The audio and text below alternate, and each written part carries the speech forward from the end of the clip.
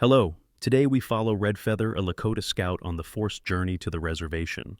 These days have forever changed how history names this land. If you were in his position, what would you do? March 3rd, 1807, Pine Ridge. The wind cuts across the open plains like a knife. Snow drifts scuffing against the leather of worn moccasins. The faint crunch of footsteps, men, women, children moving in silence along the ridge. A scout pauses, his breath fogging in the cold morning air. A letter clutched in one hand, the edges damp from melting snow. He glances toward the distant tree line. The U.S. Army's outpost looms there, flags snapping in the bitter wind, a signal that there is no room for delay, no room for error. Horses shiver tied to stakes, their heads low, ears flicking at every distant sound. Blankets bundled tightly against the chill. The subtle scent of smoke from the last night's fire lingers, mingling with the earthy frost. Across the horizon, the first signs of confrontation, mounted soldiers adjusting their weapons. The glint of steel in the morning sun. A warning that this journey promised to be orderly may not stay so. And yet, beyond this ridge, the future of the people is being redrawn. History will remember the names of these lands differently after this march. The map itself, once familiar, will be rewritten by the march of boots and the passage of families forced from their homes. Where are we? Really, what day is this, and what is about to unfold before our eyes? As the Lakota begin the journey to reservations under watchful eyes, under the weight of promises broken, under the shadow of a history yet to be written. The year is 1807, and the plains are changing faster than any Lakota elder can recall. From the rolling hills of the Black Hills to the wide bends of the White River, the land once familiar, its rivers, its hunting grounds, its sacred sites, has begun to shift beneath the weight of treaties signed on paper that barely reflected reality. For decades, the U.S. government had pursued policies that now converge on the Pine Ridge Reservation. Political forces invisible yet inexorable have pushed the Lakota from their homelands, promising peace food blankets, schools, promises inked in treaties like the Fort Laramie Agreements. Yet each paper, each signature brings more confusion than clarity. Economically, the discovery of gold in the Black Hills in 1874 had set in motion a tide no one could contain. Miners swarmed the region, wagon trains rattled across the prairie. The distant sound of picks and hammers echoed through canyons, once silent, carrying the scent of displaced earth. Scouts like Red Feather, trained to track buffalo, now track wagons and survey military posts instead. Socially, disease and disruption have already left scars. Smallpox and measles, carried by travelers and soldiers alike, sweep silently through villages. Families weakened by illness struggle to gather enough meat berries and roots for winter. The community strains under the weight of both invisible illness and the visible presence of soldiers and settlers. Elders murmur of lands lost, of ancestors' bones disturbed, of spirits restless. The trail of treaties and military expeditions has left a fractured map. Lands once continuous and controlled by the Lakota are now divided, carved into reservations. The U.S. Army patrols the borders of these lines, its forts standing like cold sentinels. Any movement beyond the prescribed zones is watched, measured, often punished. In Pine Ridge itself, families are forced to consider routes not of their choosing. They move their tipis closer to water sources designated by the government. Young scouts measure distances between forts and villages. Messages carried by runners relay instructions, report sightings of buffalo, monitor settlers' movements, maintain the pace of relocation. Every step is accounted for, every mile marked, and yet the land beneath their feet has not changed. Only the lines on paper and the interpretation of authority. At the council house, elders debate quietly. A mix of fear, frustration, and determination threads through their words. We cannot stop the march, one says, voice low, but we can decide how we walk it, how we remember it. Red Feather listens, absorbing the cadence of leadership, noting who speaks first, who follows. The voices of ancestors linger, reminding the living of paths once taken freely. The network of forts, Fort Robinson to the north, Fort Laramie to the east, acts like fingers of power stretching into the prairie. Soldiers patrol the edges, tallying families, measuring their movements, noting those who linger too long on hunting grounds or stray from the government-sanctioned trails. And yet, despite these presences, the buffalo herds continue their seasonal migrations, oblivious to borders. Commerce moves alongside control. Traders and supply wagons enter through passes long used by the Lakota. The sound of metal wheels on dirt and the smell of gunpowder and livestock mingle with sage and prairie grass. Trade brings both opportunity and disruption. Young men debate whether to follow the wagons for goods, whether to risk punishment, whether survival now means compromise.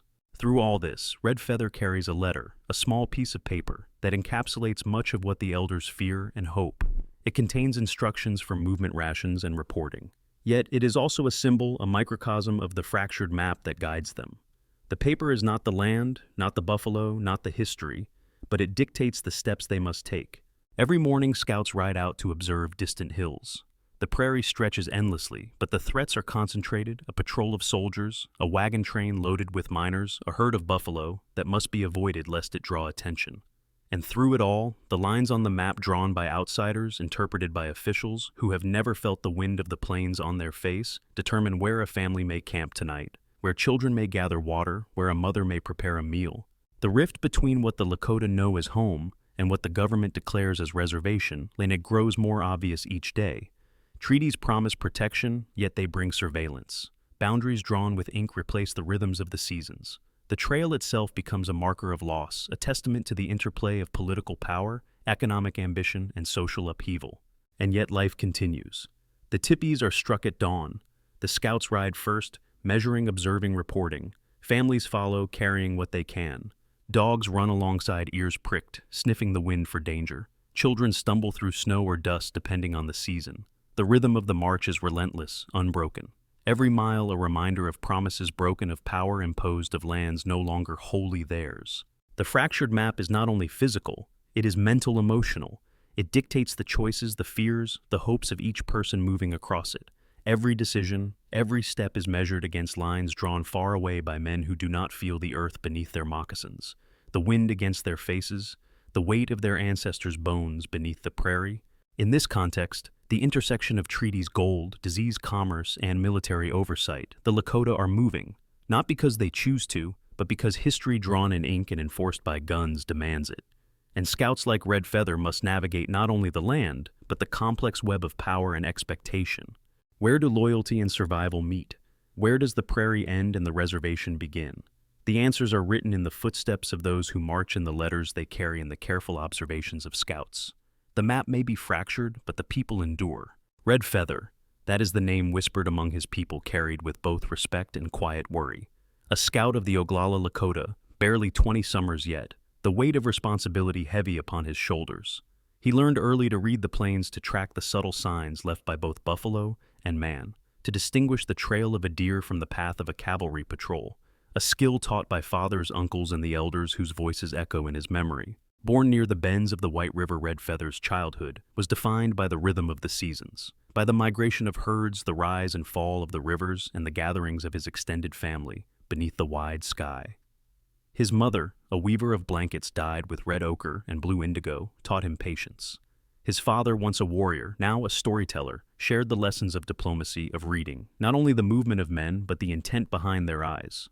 By the age of 13, Red Feather had ridden farther than many elders, learning routes through the buttes and valleys, understanding which trails concealed movement and which revealed it. Every hoofbeat, every gust of wind, every glint of sunlight on distant snow became a language he could interpret. It was a gift, yet a burden, for with skill came responsibility, to guide, to warn, to protect.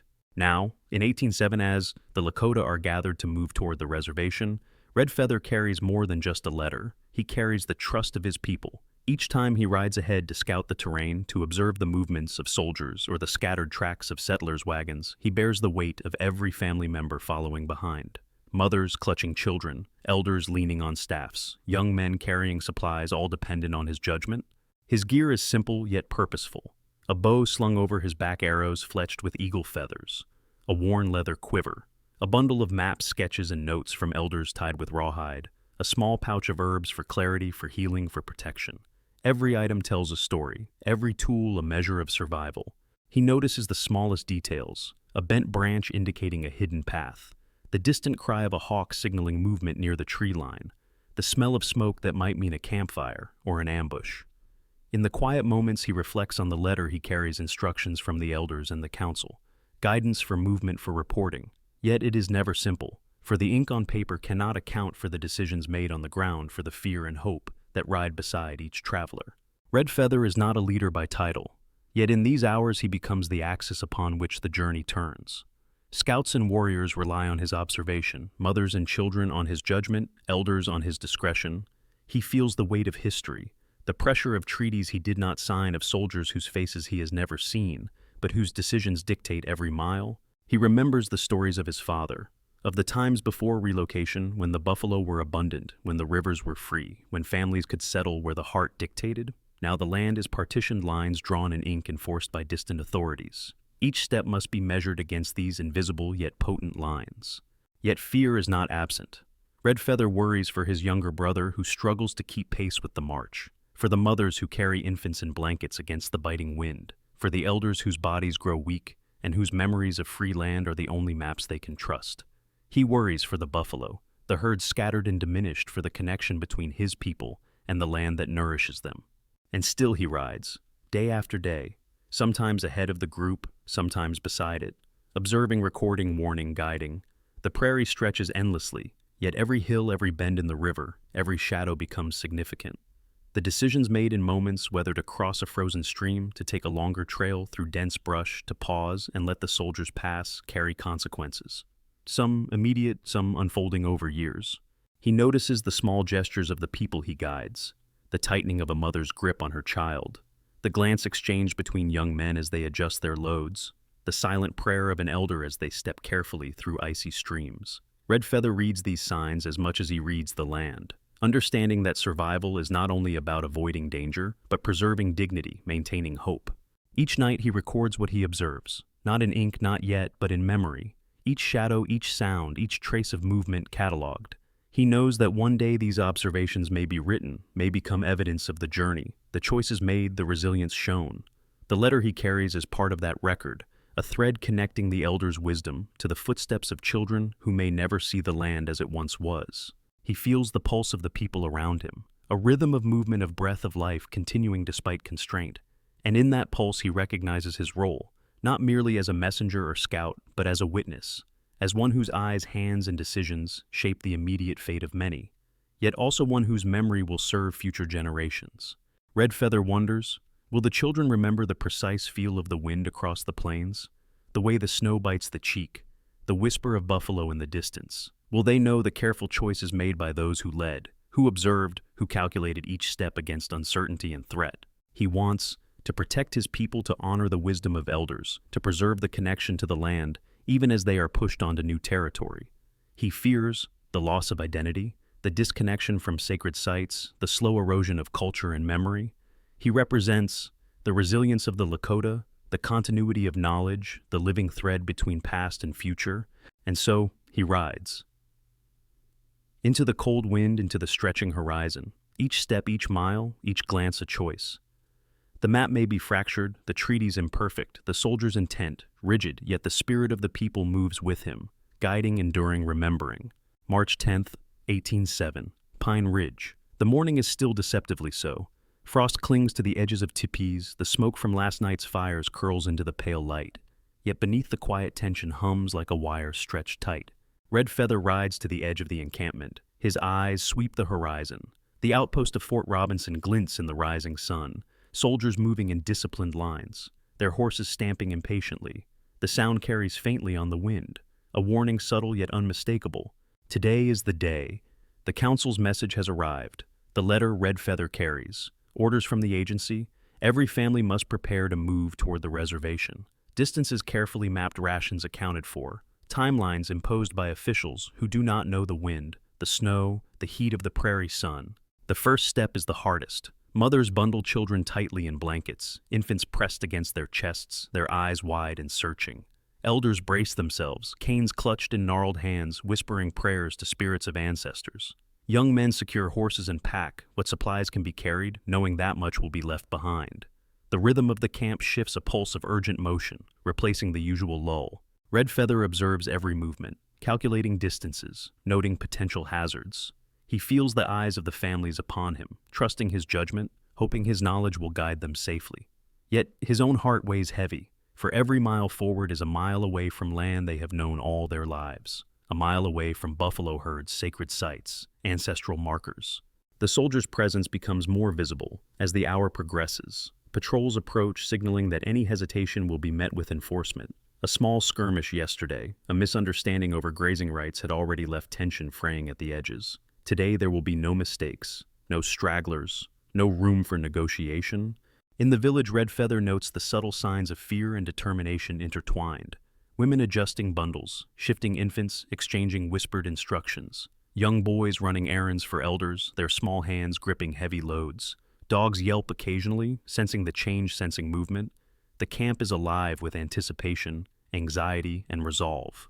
The council convenes one last time, elders seated in a semicircle, the wind rustling their hair and robes. Their voices measured, deliberate. The army will expect us to move by midday. We have no choice. Yet, how we move, how we protect the children, how we maintain our dignity, that is ours to decide. Red Feather listens, memorizing every instruction, noting who will guide whom, which paths are safe, which trails to avoid. By mid-morning, the order is clear. Families strike their typist pack, what they can, and prepare to follow the scout's lead. Red Feather positions himself at the forefront, his horse restless beneath him, leather creaking, bow slung across his back, quiver ready. Letter-clutched instructions repeated silently. He knows that any misstep could imperil the entire group. As the column begins to move, the landscape itself challenges them. The thawing earth turns to mud, every step of horse or foot, sinking slightly, slowing progress. Snow melts in ruts and hollows. Hidden streams swell with runoff, requiring careful navigation. Every crossing is a decision, every choice a test of judgment. Children stumble, and hands reach to steady them. Elders cough against dust or cold, leaning heavily on walking sticks. Mothers murmur encouragement prayers under their breath. The wind carries these sounds across the prairie, blending with the distant clatter of soldiers' hooves. The pulse of the march grows steady, measured, yet tension hangs palpable. Red Feather signals a halt. Ahead, a small rise reveals a patrol, soldiers scanning, rifles ready. A moment of silent negotiation passes unspoken in glances and shifts of weight. The scouts know that this is the first real test. Any mistake, any misunderstanding could spark violence. Yet by careful positioning, slow movements, and adherence to the prescribed trail, the group passes without incident. In that hour, a lesson is etched into every mind, that this journey will demand vigilance, endurance, and discretion, that each decision, each movement carries consequences beyond the immediate. The families feel the weight of history pressing upon them. The land itself seems aware of the disruption. Buffalo tracks half covered in snow, sacred mounds hidden beneath frost, all of it a reminder of what is being left behind. Red Feather rides back briefly to check the rear, ensuring that no one is straggling, that the young men carry sufficient provisions, that the elders are supported. He feels the strain of leadership, the burden of responsibility. Yet in the careful management of these small details, the march continues, forward mile by mile, toward a future imposed, not chosen. By afternoon, the first leg of the journey concludes. Families make camp at a pre-selected site near a stream, water, accessible wood for fires. Scouts and warriors establish a perimeter, keeping watch for potential disturbances. Red Feather takes a moment to observe, noting every feature of the land. Tomorrow, the march will continue the pace dictated by both human endurance and military oversight. This is the moment that defines the start, the ignition of a journey that will reshape lives, redraw boundaries, and leave traces that will be remembered in letters, diaries, and oral histories for generations. The ignition spark of the forced movement, where action is no longer optional but demanded. And every member of the camp, from the youngest child to the oldest elder, understands it. The march begins. March 11th, 1807. The first full day of the forced journey begins. Pine Ridge recedes behind them. The horizon stretches wide and empty, a sea of brown grass, frozen streams, and gentle undulations of prairie hills. The sun is low, casting long shadows that stretch like fingers across the land. Red Feather leads the first column of scouts and young warriors, his eyes scanning constantly. The objective is clear: guide the families along the safest path toward the main reservation. Avoid natural hazards, avoid military patrols, anticipate the unpredictable. Each mile must be measured, every decision weighted. The U.S. Army's perspective is different. Fort Robinson sends out detachments along known trails. Their goal is oversight and control, to ensure the march remains orderly, to prevent straggling, and to assert authority over land now claimed by treaty. Soldiers ride with discipline, their movements predictable yet imposing. The clash of intent is silent, subtle, yet potent. The terrain itself asserts its influence. A frozen creek twists through the valley ahead, ice slick and treacherous. A ridge rises to the east, sparse trees breaking the monotony of the plains. These trees, few and far between, become critical vantage points. For scouts like Red Feather, the glint of sunlight on snow, the bend of a branch, the dark shadow under a log, all signal potential danger, all guide movement. Early in the morning, the first challenge appears. A herd of buffalo displaced by previous hunters suddenly crosses the trail. The movement is chaotic. Dust rising, hooves pounding. Mothers clutch their children, elders steady themselves. Young men scramble to control pack animals. A moment of panic quickly managed by Red Feather's calm signals. A whistle here, a hand raised there. The column regains order. Yet the brief disruption illustrates how quickly control can shift. As the day progresses, other obstacles appear. Snow patches that hide ditches, partially frozen streams that threaten to swallow wheels and feet. Unexpected wind gusts that topple bundles of supplies. Red Feather notes every hazard, marking the safest crossing points, rerouting families around treacherous terrain. Each adjustment changes the timing, affects how the army observes them, subtly shifting the balance of power. Around noon, a significant point of tension arises. Soldiers' scouts spotted the column near a natural choke point, a narrow path between a bluff and a stream. Red Feather quickly evaluates. The bluff is steep, slippery from thawing frost. The stream edge is unstable. Any misstep could strand horses, injure children, or draw unwanted attention from the soldiers. He signals the young warriors. A small detachment moves ahead to test the ground, checking the ice, probing the edges. A rope is tied to a sturdy branch, ready to assist those who stumble. Mothers and elders are guided to the center, shielded from potential danger. The careful orchestration allows the column to pass, though minutes stretch longer than they should. The choice of path, dictated by geography, changes the timing of the entire march. In these moments, small mistakes could have magnified consequences.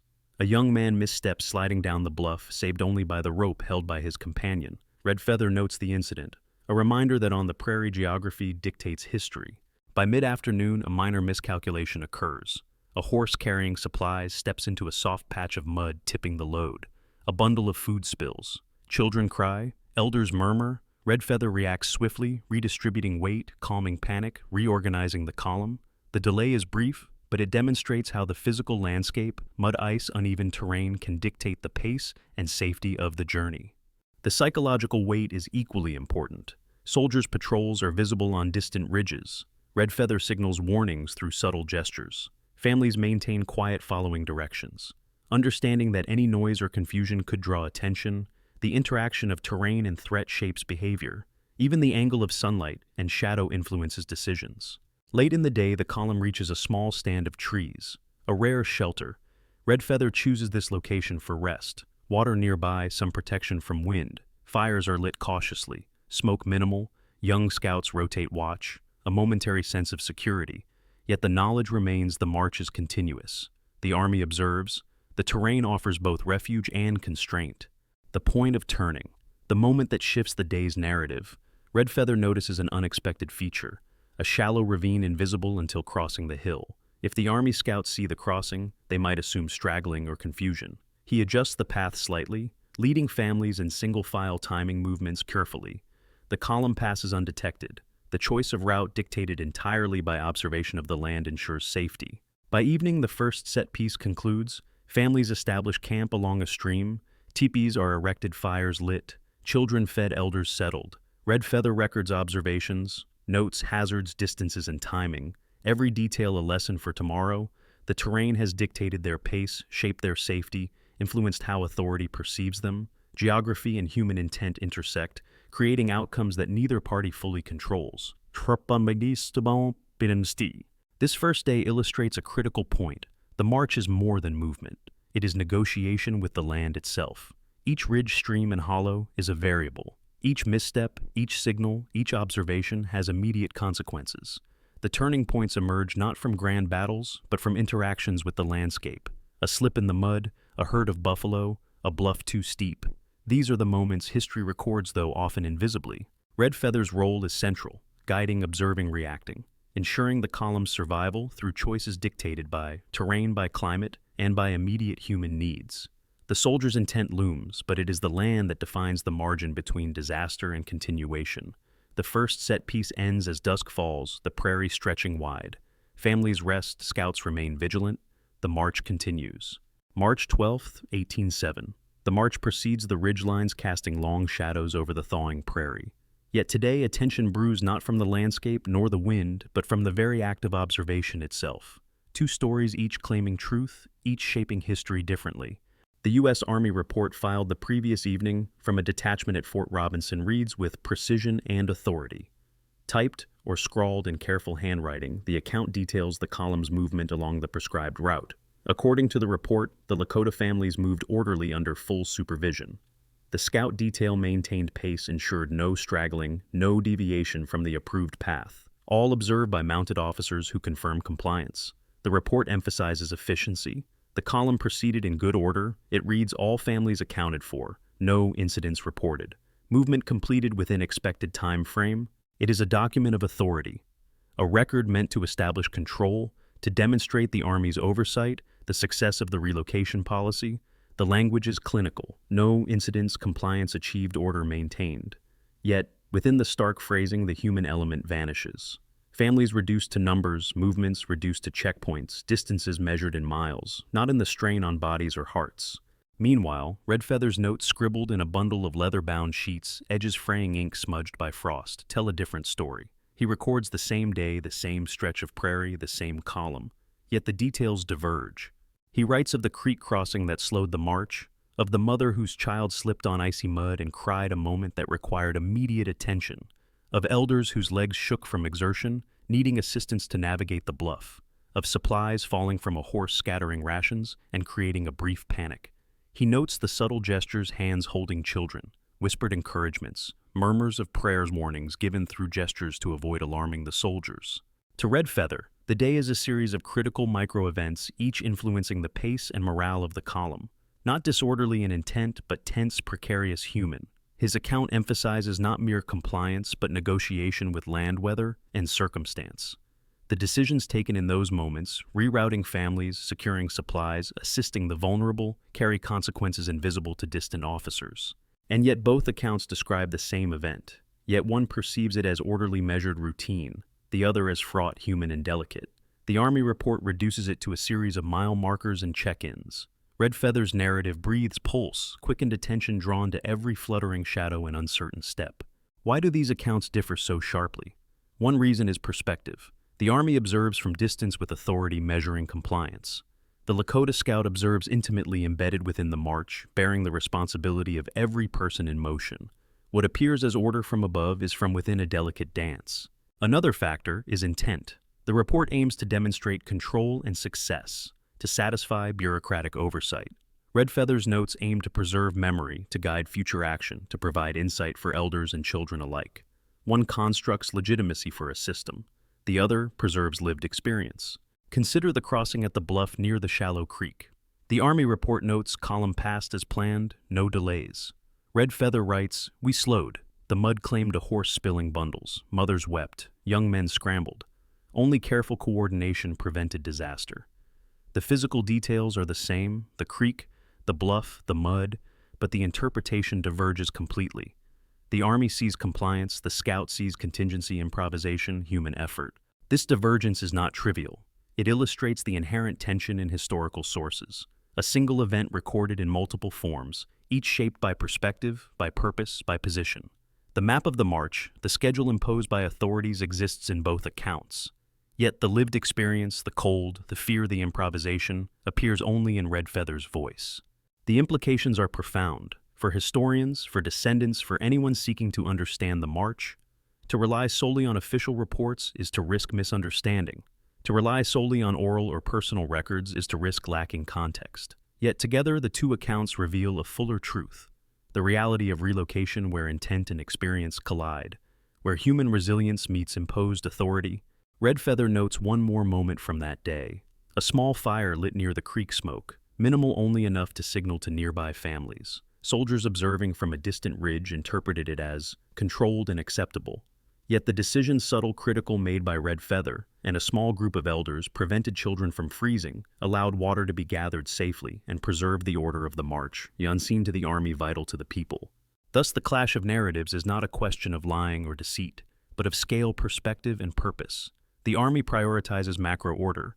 Red Feather captures micro-reality. The same event, two truths. One recorded in ink and stamps the other in memory, in careful observation, in gestures and decisions that never reached paper outside his own hand. And so, the column continues. Each mile forward marked by both compliance and improvisation, by oversight and intimate knowledge, by lines drawn on maps and the lived experience of bodies and spirits moving across the frozen prairie. The friction between these accounts, official and personal, becomes a lens for understanding the journey, for asking the essential question: where does the truth lie between distance and closeness, observation and participation, authority and lived experience? Why do these accounts differ, and what does that divergence reveal about the nature of history itself? Red Feather writes on, recording every nuance, every subtle interaction. The Army files its report. Both exist, both matter, both shape memory, yet only when read together can the march, its risks, its triumphs, and its humanity be glimpsed fully. March 13th, 1807. The morning light reveals a vast stretch of prairie broken only by the occasional bluff or sparse grove, a chorus of wind whistling through dry grass, the subtle snap of frozen branches, and beneath it all the slow, deliberate rhythm of the column, families advancing under the guidance of scouts, their breath visible in the cold, their eyes wary. Red Feather rides ahead, adjusting his path with precision. Every rise, every depression in the land is evaluated. A small creek must be crossed, shallow, yet swift ice forming along the edges. Mothers lift children carefully. Elders supported by young men. Bundles of food, blankets, tools. Everything carried with care, everything observed. The march is both physical and psychological. Every movement measured, every pause deliberate. By mid-morning, the tension escalates. A small detachment of soldiers has been reported near a ridge. Red Feather signals subtle shifts in direction. The column changes formation. Women and children are guided to the center, flanked by young men. Horses are adjusted, packs redistributed. A young boy loses his footing on the icy trail. Hands reach quickly. Whispered reassurances. The motion continues, coordinated yet fragile. At the same time, negotiations occur on the periphery. A U.S. officer approaches a group of elders, notes in hand, speaking in measured tones about compliance timing and expectations.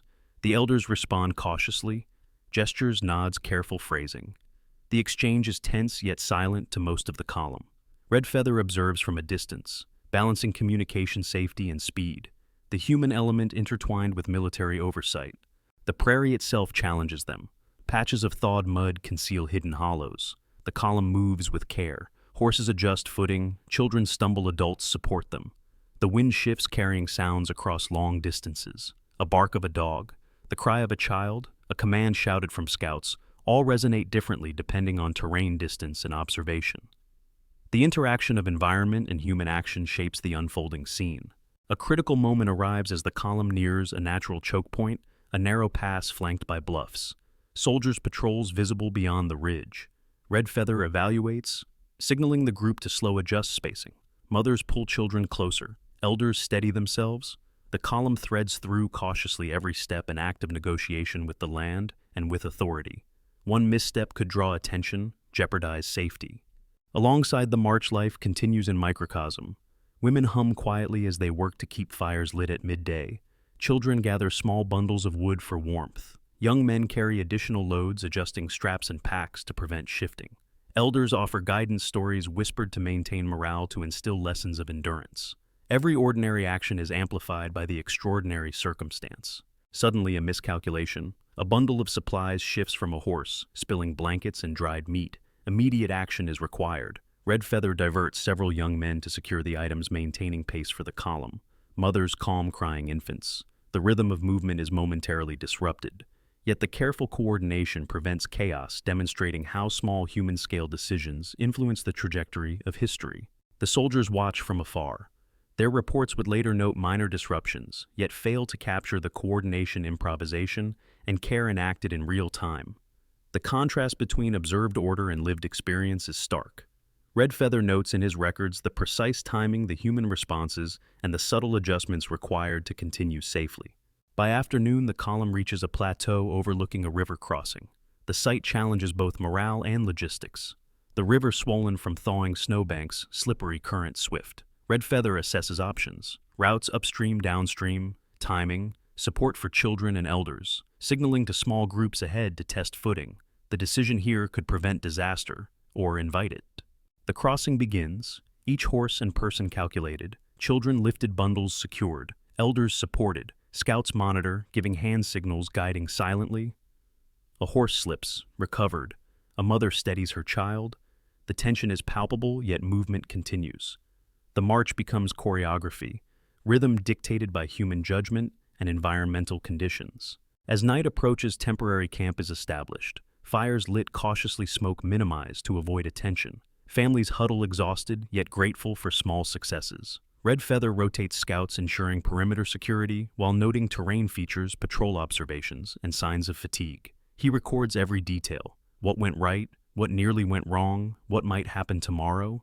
Throughout this day, the column has encountered both natural and human obstacles. Yet each has been met with coordinated effort, improvisation, and observation.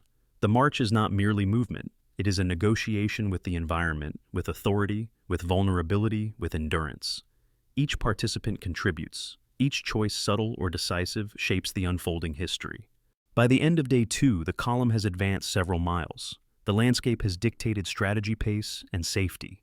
Soldiers' oversight looms, but it is the intimate understanding of terrain and human capacity embodied in Red Feather and his fellow scouts that determines survival. The march continues step by step, person by person, choice by choice. The first true escalation the Leo Thang is realized. Human effort meets natural conditions, oversight meets improvisation. The interplay of environment, decision, and movement drives events. In the smoke dust wind and quiet moments of vigilance, the people of the Lakota demonstrate resilience. And Red Feather remains the conduit, the observer, the guardian, the witness, guiding the column through both the visible and invisible challenges of the day. March 14, 1807. The column reaches the edge of the bluffs overlooking the White River. A pale sun filters through mist, illuminating frozen patches along the trail. Red Feather rides at the front, eyes scanning, heart steady, yet mind acutely aware. This is the moment when past and future converge, when every choice, every movement will leave an irreversible mark on the journey. The families sense it too. Tension taut in the air. Children cling to mothers. Elders pause on frozen ridges, eyes narrowed against wind. Horses shift nervously. The column compressed, silent. The distant glint of soldiers' rifles on a far ridge signals the proximity of authority. The invisible boundary of oversight presses down on every step. Red Feather signals halt. Small groups gather. Whispered instructions passed. He assesses the terrain. A narrow crossing with sea riverbanks, loose stones threatening to tip loads or unbalanced riders. The Army's scouts may appear at any moment. One miscalculation could scatter. The families create panic, invite confrontation. Suddenly, movement in the distance. A patrol approaches faster than anticipated. The column adjusts. Mothers lift children, blankets pressed tight, while elders are guided carefully across uneven ground. Young men position themselves as shields, guiding animals and possessions. The improvisation is precise, every gesture calculated. The natural landscape interacts with human intent, every step a negotiation. Then a bundle falls from a horse. Blankets, food, a small pouch of herbs scattered across frozen mud. Panic flares. Infants cry. Elders murmur prayers. Red Feather reacts instantly, directing young men to secure the bundle, calming the frightened, adjusting the pace. Seconds stretch like hours. The margin between order and disorder narrows. From the ridge, soldiers observe. One officer signals a halt. Orders, shouted voices carrying across the valley. Red Feather signals back with subtle gestures. The column remains in place. The tension peaks. Both human and natural forces converge in that single moment. The march teeters on the edge, the point of no return made tangible. As the patrol passes, the column resumes, yet the event leaves a mark. Families understand the stakes. The path forward is non-negotiable. The land behind remains familiar, yet inaccessible. The land ahead is mapped, dictated, and enforced. History, drawn in ink and enforced by boots and rifles, closes the chapter on freedom of choice. Red Feather records the event carefully, noting each action, each misstep, each adjustment. The bundle, the crying children, the careful repositioning of elders, the soldier's observation, all entered into memory, destined to be inked into letters and reports later. Yet the page itself may never exist in full. Some margins torn, some observations left incomplete, a testament to the imperfect preservation of lived experience. Night falls. The column camps on a narrow plateau, fires lit cautiously, smoke minimal, each ember watched, each shadow noted. Scouts rotate shifts, eyes on the ridge, ears alert to the faintest sound. Families huddle, exhausted, yet relieved to have survived the crossing. The event has redefined the journey. The march continues, but the landscape of authority and vulnerability has shifted irreversibly. This is the point of no return. The moment when choice is constrained, when the past is left behind and the future imposed. Red Feather understands that every action from here on, every mile, every crossing, every glance at soldiers or terrain carries the weight of history. The march, once a possibility among many, now becomes a chain of necessary decisions, each irrevocable. The document, the letter he carries, ends here, or at least the entries do, pages frayed, ink-smudged margin notes fading. The record halts. The narrative of that day, that critical crossing, closes, leaving only the memory, the witness, and the lives moved irrevocably forward. The prairie stretches beyond, silent, indifferent, yet recording every step.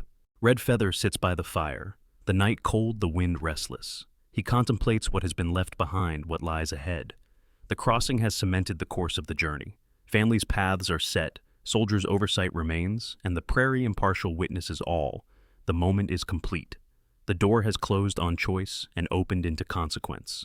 History will remember lines on maps, dates of orders, and numbers in reports. Yet the lived experience, the fear, the improvisation, the care, the coordination remains etched in memory. In Red Feather's observations, in whispered stories, in the steps of children who will grow into elders. The march continues. But the point of no return has been reached.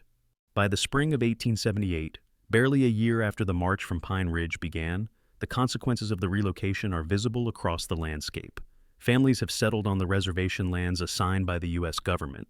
The boundaries drawn on maps in distant offices dictate where tipis may stand, where crops may be planted, where livestock may graze. The freedom of movement once intrinsic to Lakota life is curtailed. The prairie still stretches wide, yet it is partitioned, surveilled, constrained. Red Feather walks among the families, observing changes both subtle and profound. Children no longer follow the seasonal migration of buffalo, their education now tied to the rhythm of the reservation school. Elders gather less frequently at sacred sites. Ceremonies continue, yet must adapt to the imposed geography. 1 year into the relocation, the community adjusts, but the scars are evident. Routines are regimented, autonomy limited, and ancestral connections disrupted. By 1882, 5 years after the first forced march, the landscape and the people have shifted further. Some villages have been consolidated. Families from distant bands now share space, learning new hierarchies, new alliances. The reservation has become both a home and a cage. Supplies arrive from government depots, yet shortages, delays, and mismanagement challenge survival. Red Feather notes the changes. The elders teach younger men the importance of memory, of remembering trails, sites, hunting grounds, of recording stories orally because the maps no longer reflect the lands that sustain generations. The buffalo herds are diminished, scattered by settlement and hunting. Children learn the land not as it was, but as it is constrained. The treaties written in ink formalized control. They grant little freedom, yet they redefine authority, assigning power to agents, officers, and bureaucrats. Lines on paper dictate which rivers can be fished, which valleys farmed, which hills inhabited. Power has shifted. Decisions once made by councils now require permission. The political landscape is transformed, and for scouts like Red Feather, the role continues. Observing, guiding, preserving memory, teaching adaptation. By 1897, 20 years after the initial relocation, the long-term effects are unmistakable. The Lakota communities retain identity, yet the lands they inhabit are no longer contiguous with the sacred sites of ancestors. Children born on the reservation know only boundaries and regulations. Elders whisper stories of the old ways, teaching them quietly beside rivers and hills, so memory persists. The schools established by federal authority teach reading, arithmetic, and civics, yet they teach a new world distant from the plains that once defined freedom. Red Feather, now older, rides less frequently, yet he walks among families, noting that resilience remains. Even with rivers, fenced hills surveyed, and lands renamed, the people endure. Ceremonies continue, though adapted. Songs sung to the rhythm of the reservation calendar, dances performed on cleared ground. The buffalo herds return seasonally in small numbers, their migration constrained by fences. Yet the pulse of the old land echoes faintly in memory, in stories, in Red Feather's careful teaching. The new map is more than lines on paper. It is a transformation of power movement and daily life. Short-term consequences, immediate relocation, disruption of families, adaptation to new terrain. Medium-term consolidation of villages, imposition of administrative oversight, disruption of hunting, introduction of schools. Long-term altered cultural landscape, loss of continuous access to ancestral lands, reshaped identity for generations. Through it all, Red Feather's observations remain. The letter he carried, the paths he guided, the micro-decisions he made during crossings, Bluff passes and river fords all ripple into this new reality. The land is still familiar in form, yet transformed in function. The people continue, but the map of autonomy, access, and authority has been redrawn permanently. In reflecting on these 20 years, one understands the subtle power of geography, bureaucracy, and memory. How lines on paper can dictate the movement of thousands, reshape rituals, and alter relationships with land and kin. The landscape endures indifferent, yet human life, guided by experience, knowledge, and memory, adapts, survives, and carries forward the pulse of the past into the uncertain rhythm of the future. Red Feather's narrative, the letter, the observations, and the oral histories serve as witnesses, chronicling not only the march, but the transformation of the people and land. The new map is therefore not solely cartographic. It is lived, remembered, and negotiated. For 1 year, 5 years, 20 years, the echo of that journey shapes every decision, every step, every memory. Years have passed since the first march from Pine Ridge, decades now, yet the echoes remain, carried in song and ritual, in the names whispered for sacred sites. Red Feather, older now, rides slowly along paths once hurriedly traversed. The wind carries the scent of prairie sage, familiar and enduring. The landscape holds memory. In the quiet of evening, families gather for ceremony. A small fire flickers. Elders chant softly, the rhythm steady, familiar. A song for the buffalo, a song for the water, a song for the ancestors. Each note a thread connecting past and present, land and people. Children listen, learning the cadence, internalizing memory. The song is instruction and remembrance simultaneously. Nearby, the graves of those lost during the relocation, marked modestly with stones, painted designs, small bundles of offerings, names remembered in whispers. Each grave a testament to survival and loss, a coordinate on a map of human endurance. Families visit, place tobacco, murmur thanks. The act is both mourning and affirmation, preserving connection in a world reshaped by external authority. Place names persist even as official designations replace them. Oglala Hills, White River Banks, sacred groves. Red Feather recalls original Lakota endonyms, teaches them to children. Wakpala for the creek, Pahasapa for the distant bluffs. Knowledge of land and language persists through spoken word, through memory. Even maps cannot fully capture these layers of meaning. 3 details remain alive through time. First, the seasonal gathering grounds near the White River. Children are taught to recognize the patches where wild berries once grew, where the buffalo grazed even if the herds are diminished. It is a living lesson in survival and adaptation. Second, the practice of teepee arrangement for community cohesion, still observed in ceremonial contexts. The way dwellings are placed, smoke signals, coordinated fire tending conducted. These habits embed social memory into spatial form. Third, the ritual of storytelling at twilight. Elders recount the journey, the crossings, the decisions. They do not embellish. They emphasize observation, care, vigilance. The deeds of Red Feather scouts and families are retold in measured cadence. The young learn not only what happened, but how to read land, wind, river, and sky. In reflecting on these traces, a subtle lesson emerges. The preservation of memory is not merely nostalgia. It is a method of continuity, of transmitting knowledge of land, people, and history. The interplay of observation, ritual, and language ensures that even when maps are redrawn, culture persists. The past informs present choices not through didactic imperative, but through living memory and careful practice. Red Feather observes as children trace patterns in the soil, following invisible trails their ancestors once walked. He notices the gestures, the attention to detail, the patience. They are learning the rhythm of the land, the signals hidden in landscape features, the stories that bind people to place. In this, the journey continues, not on the physical planes alone, but in cognition, culture, and practice. The old scout pauses near a grove, the sun, low shadows lengthening. He names the grove aloud for the children, Paha Sapa, Black Hills, sacred ground. They repeat, echoing, embedding knowledge, memory, and place. The names act as anchors, markers that survive beyond maps and treaties, beyond displacement and time. The land remains, and through memory, the people endure. Ultimately, the lesson is quiet. The preservation of knowledge and place requires attention, practice, and repetition. The march, the crossings, the hardships, and the triumphs are encoded in ritual, song, story, and teaching. Through these, the Lakota retain a connection to the prairie, to ancestors, to the landscape. And the letter Red Feather once carried becomes more than paper. It becomes symbolic of continuity, of witness, of lived history. Through observation, through ceremony, through the naming of land and remembrance of events, memory asserts itself.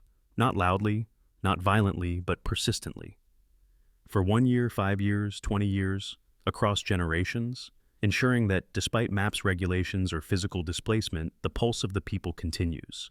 In the end, it is in the small, persistent acts that history is preserved, a whispered name, a song sung at dusk, a story told beside firelight, a path traced by careful feet. These are the vessels through which land, people, and memory intertwine. The prairie holds them all, and those who remain, remember. The march has shaped the lives of an entire community. But do you think what was recorded on paper truly reflects the Lakota's real experiences? Share your thoughts in the comments.